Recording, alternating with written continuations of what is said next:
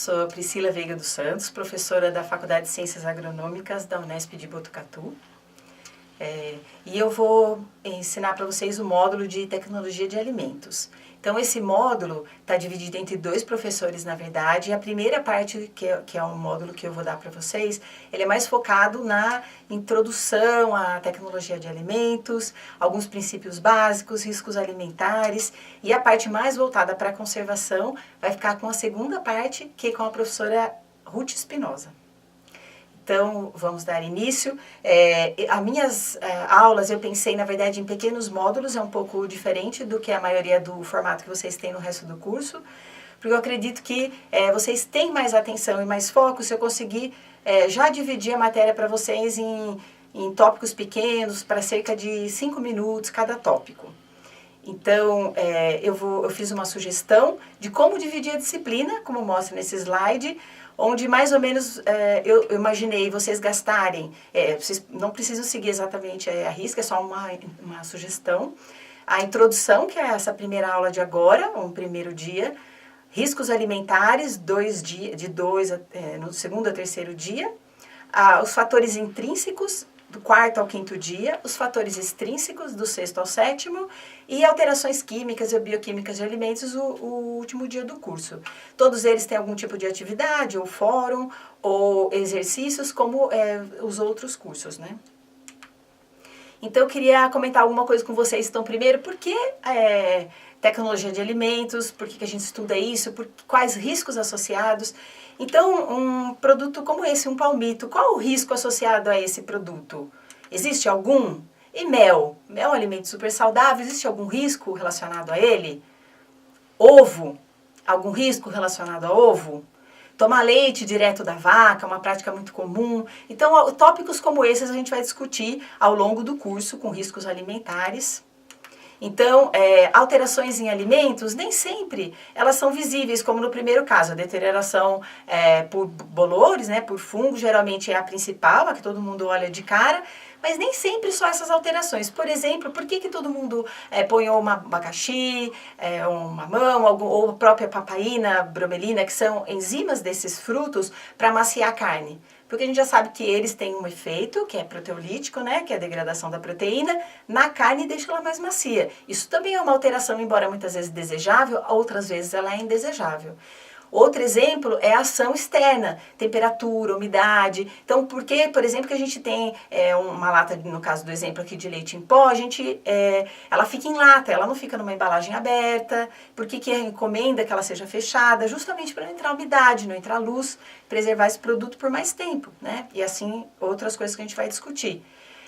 É claro que a nossa embalagem tem que evitar micro-organismos, mas também onde ela está embalada, onde ela vai ficar, a embalagem que é secundária, terciária, a embalagem primária, ela tem que evitar a ação de inseto, de roedor, né? Embora não seja permitido, pode acontecer um eventual problema no local de armazenamento e a gente tem que prever esse tipo de problema. Então, o que a gente vai ver são alterações que ocorrem no alimento, porque elas ocorrem, né? Para depois a gente pensar na segunda etapa, que seria mais relacionada à parte da professora Ruth, então, sabendo disso, quais métodos de conservação eu posso aplicar. Então, os fatores intrínsecos são muito importantes. O que é intrínseco? Ele é relacionado ao próprio alimento, e os fatores extrínsecos, que são externos ao ambiente do alimento, e que não necessariamente dizem respeito a ele, mas que afetam ele diretamente. Então, fatores intrínsecos, por exemplo, o pH, a atividade de água, que é aquela água que está livre ali para reações microbianas, o quanto tem de nutrientes, isso tudo é intrínseco ao alimento. O que seria extrínseco? Seria então a água livre que tem aquele alimento, a temperatura que ele está exposto, a disponibilidade de oxigênio a que ele está sujeito, entre outros fatores. Então, para vocês pensarem, por que alguns alimentos duram muito mais que outros, né?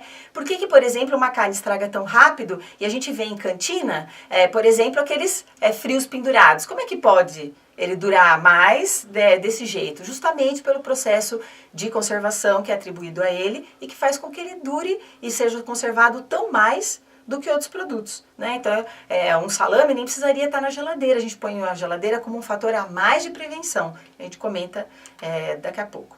Então, como conservar? né? Então eu tenho que conhecer tudo que o alimento tem, intrínseco e extrínseco a ele, que pode dar um problema, e aí bolar a minha estratégia de conservação. Então, no caso aqui, uma foto de um bacon, né? Por que o bacon dura tanto? Então, já pensando na por que ele estraga, coisas que estão sujeitos a deteriorar esse produto, como que eu tenho que agir sobre ele.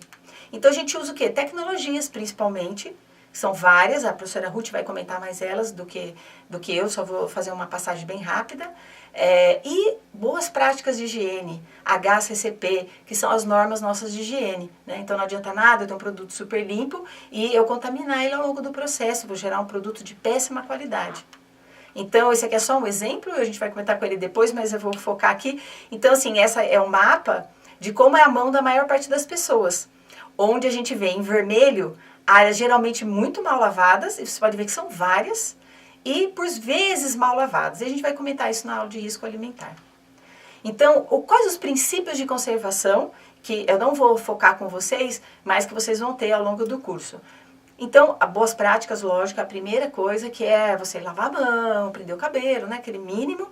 A conservação pelo calor, que já é usada milenarmente, conservação pelo frio, a conservação por redução daquela água livre, né? Então a gente vê o exemplo do bacalhau, do próprio doce de leite. Conservação por abaixamento de pH, são os fermentados. Aditivos que a gente pode colocar intencionalmente permitidos, claro, dentro da legislação de cada país, cada continente. Embalagens, que ajudam muito na conservação do alimento, elas são assim, um aliado enorme. E vários outros métodos, alguns mais novos, alguns bem antigos. Irradiação, cura, defumação, alta pressão, pulso elétrico, campo magnético, dentre tantos outros que às vezes são em nível experimental ou não em alimentos. E muitos não são usados às vezes nos nossos países, mas são usados em outros países.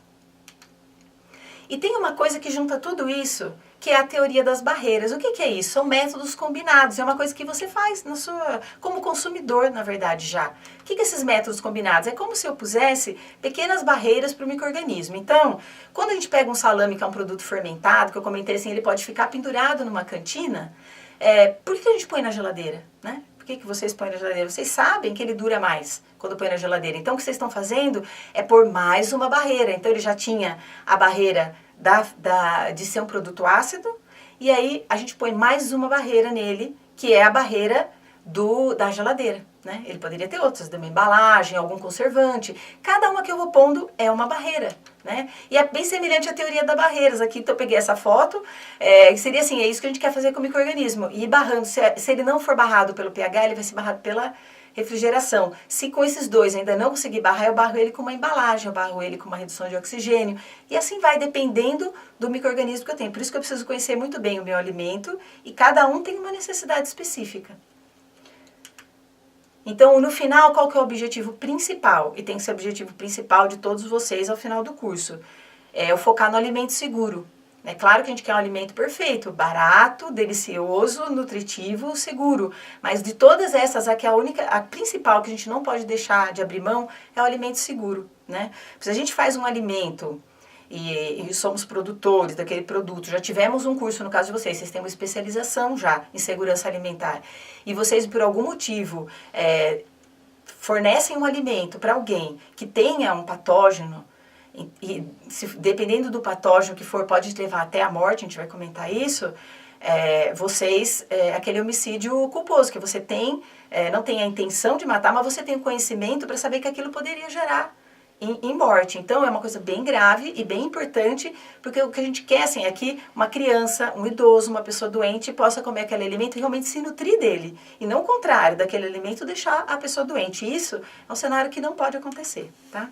Então, eu sugeri alguns links de literatura gratuita, nosso curso todo assim, que vocês conseguissem acessar pela internet, né? Então, pus de uma forma geral os princípios de tecnologia, a higiene e segurança alimentar e doenças transmitidas por alimentos, alguns sites. Mas é claro, fiquem livres para procurar material que vocês gostem, se vocês tiverem acesso à biblioteca, até muito melhor, que sempre tem alguma coisa para ajudar a complementar a aula. Então, para a aula de hoje, obrigada, e acompanhem os próximos módulos e vamos seguindo para cada etapa as atividades que vão ser propostas.